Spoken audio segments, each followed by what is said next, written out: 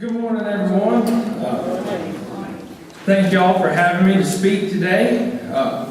Today I'm going to cover the process of selling timber and why it is important to seek professional help in the process.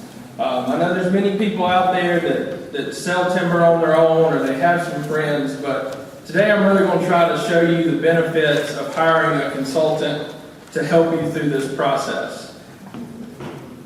So just a quick overview of Larson, McGowin, the company I work for. We're established in 1957. We're one of the older consulting firms. We have several other business branches. We have two main subsidiary companies, Silvic Solutions, which develops forestry software that we use in the field and does a lot of data warehousing. And then Larson McGowin Properties, which is our real estate division. We're in our third generation of ownership. And we have our headquarters is in Mobile, but we have 7 branch offices that span from Defuniak Springs, Florida to Sheridan, Arkansas. And as you can see on this map here, the black darker area indicates our actual management footprint. The light blue area is places we have done consulting work. As you can see, we cover the whole Southeast, and we've even been to Canada, Maine, Belize, and Fiji to provide consulting expertise on stuff. So it's been a very, very big business, and we're a very diverse company. We currently employ about 55 professional foresters. We manage over 900,000 acres across the Southeast under contract management. We have in those 55 professionals, we have a very diverse background of individuals. For myself, having a master's in natural resources, we have certified general appraisers for our property appraisal business. We're members of the Association of Consulting Foresters. Most of our company foresters are state registered foresters. We have SAF certified foresters as well, depending on the state they work in. And then, as you can see, we have several other business ventures up there as well. This is a list, and it's not even a comprehensive list of the services Larson McGowin offers. From just helping with business management, to road, bridge, boundary line maintenance, pesticide management, prescribed burning. We do large-scale inventories, GIS work. But today, we're going to focus on what I do a lot day to day is timber sale administration, the actual selling of the timber. So this is just a kind of quick outline of the talk today. I broke it down into 8 steps of a timber sale, in my opinion. The ACF, the Alabama Forestry Association, put out several years ago a document, and if anybody wants it, they can see me. I can give you the link to it. It's actually called Selling Timber, the process. And they do a very good job of breaking down the process and things to consider while selling your timber.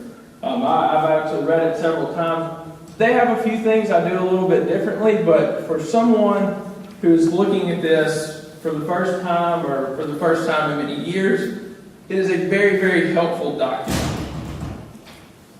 So first thing, and why I'm standing here, is to tell you to hire a professional. Someone who is a registered forester or a forestry consultant, and preferably if you hire a consultant, they would be a registered forester. So you may ask yourself, how do I go about finding a forestry consultant in my area or a registered forester? You can call the Association of Consulting Foresters. Everyone that's a member is on the list. The Alabama Forestry Commission, who the other document came from, they can refer you to it. And then just one thing that's always good in this forestry community, because it is a smaller community, is referrals from friends. I do get a fair amount of business from helping the landowner manage his property, and the adjoining landowner next to him sees the work going on and asks, who's doing this for you? And they put them in contact with me. So referrals are always a good way of building that network. So You're looking for someone that, for their experience and their expertise in the local markets. We just saw a great presentation on how different the markets are in the state of Alabama. I would really consider it about 4 different timber markets just within the state of Alabama, and how those markets affect one another. So I read a study that was published in the 2016 Journal of Association of Consulting Foresters called The Value of a Consulting Forester. It's a really good study. I would encourage everyone to look it up, and you can Google the value of a consulting forester and it will find the article. A quick summary of the article, because it has always been hard sometimes to tie direct monetary value to what does a consultant bring to the table in a timber sale. This article looked at the forest to market reports and did some data analysis, and they determined that in timber sales, that having a consultant forester represent you got an 11% or better increase in the value of your timber. 11% or better. So let's look at that from a different perspective. If you're selling timber on commission and the forester's charging you 10% commission, you've paid for the forester in his 11% and got yourself an extra percent. But they were using 11% or better. So the article really went to show that in large lump sum timber sales, the percent or value added for the client was much, much larger than 11%. The only area of timber sales that the article said that very little value, monetary value, was added to the timber sale was in a first thinning. And as we know from selling timber, first thinnings are not generally a high value timber sale. And that's why I said a monetary increase. Because I would argue that the gain you have from a consulting forester administering your first thinning is not monetarily driven. First thinnings are more silviculturally driven and for the health of the forest and future management. If you let someone go in there and they do an inadequate job on their first thinning, that stand is affected for the rest of the rotation. If your rotation is 30 years and you thin it at 15, you have 15 years of a problem to try to fix. And I tell clients this all the time. I would rather you call me on the front end and have me involved than let a problem occur and then call me to come fix your problem. Because at the end of the day, I can only work with what I have at the time. So being knowledgeable about all this is very important. And like I said, in first thinnings, I'm more so concerned about the health of the forest, the residual number of trees they're leaving, the quality of the trees that they're leaving, if they're selecting the poorest form trees. So that way I ensure my client has a very good stand of timber to grow into the future into higher value products. One thing to talk about with a consultant is how are they going to bill? Like I spoke a second ago, commission is very common in this industry that people bill on commission. We personally bill on time and expense more times than not because we're always very aware of conflicts of interest. And to me, if you're selling timber on commission, your forester is selling timber on commission, he has an incentive to sell timber because that's how he's going to get paid. But when I bill on time and expense, my whole incentive is to keep the client as happy as possible, do an excellent job, and hope they refer their friends to me. So I have no incentive to tell you to sell your timber if the market's not right. It's not the right time of year. Maybe the timber needs a couple of years. So that's all discussions that you need to have up front on the billing strategy.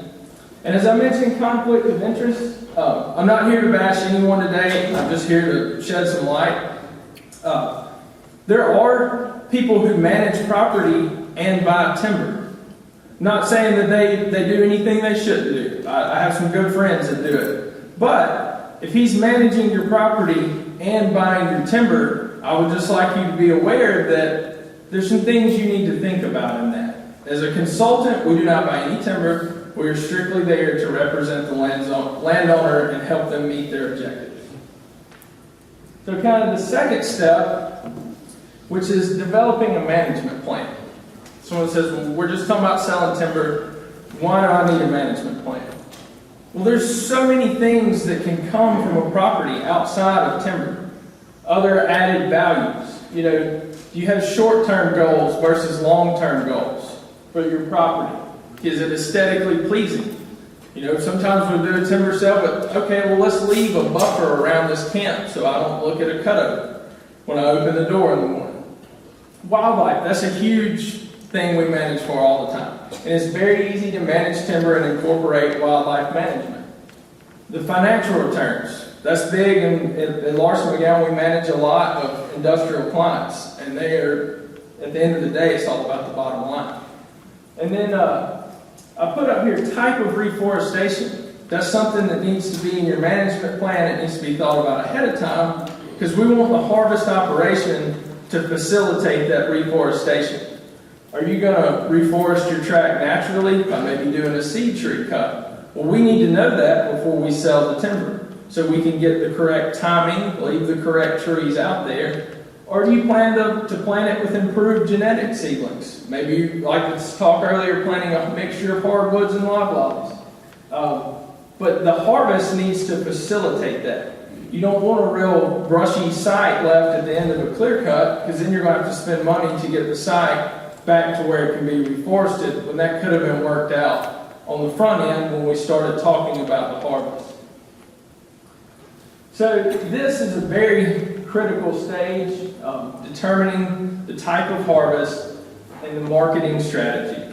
This is where I feel consultants add a lot of value, is to start with, what do you currently have? Do you have a 30-year-old plantation? Do you have 75-year-old natural longleaf? Is it some old field pine that came up in a cattle pasture you inherited? You always have to assess what you started with and where you want to go with it. So, from my knowledge, what works best in local markets? Well, there's some areas of the state where lump sum sales just do not do very well. It's more of a per unit or a per ton market. So then it kind of goes on into, are you thinning? Do we need to thin this plantation? Or is this the final harvest of this rotation, a clear cut, and we're going to go forward with it? That's going to dictate our marketing strategy and what we're looking for. Even in thinnings, is it a marked thinning or an operator select? If it's a marked thinning, obviously they know which trees they're supposed to cut. But more commonly, you see what's called an operator select, where the operator is selecting which trees to remove. Well, that's when I'm out there watching him and helping him dial in on, take these poor form trees, get that tree with the low fork in it. Things of that nature. So I mentioned that we generally sell timber on two methods. It's either per unit, some people call it per ton. It has several different names, but essentially or pay as cut. The timber is paid for as it is hauled to the mill on a negotiated or a predetermined price per product. Or a lump sum, which they go out and come up with a figure and present a number. We offer this much for it. Generally the high bidder wins. And then the timing of the sale. We just saw a presentation talking about the seasonability of an area, or the season dictating the prices in the market.